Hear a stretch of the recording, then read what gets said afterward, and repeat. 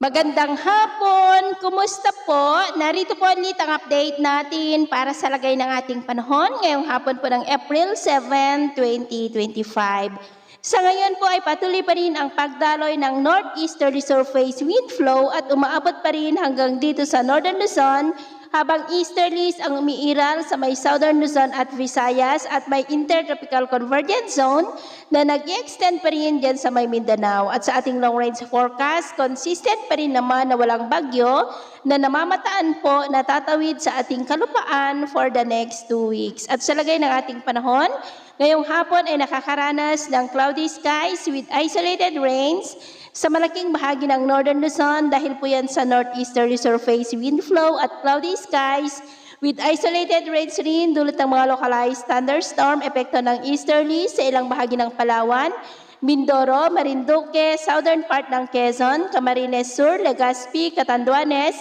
malaking bahagi ng Visayas at Mindanao. At mamayang gabi may banta pa rin ng malalakas na ulan sa malaking bahagi po ng Mindanao, ilang bahagi ng Negros, Cebu, Leyte, Panay Island, at may isolated light to moderate rain sa ilang bahagi ng Legazpi, Sorsogon, Marinduque, ilang bahagi ng Pangasinan, La Union, Ilocos Sur, Cordillera at ilang bahagi ng Cagayan Valley. Kaya mag-ingat po tayo dahil may mga tsansa pa rin ng mapagbaha at pagguho ng lupa. Sa atin naman pong mga baybayin, wala po tayong nakataas na namang gale warning signals, pero iba yung pag-iingat lamang po kung papalaot tayo para po mas makaiwas sa mga sakunang pangkaragatan.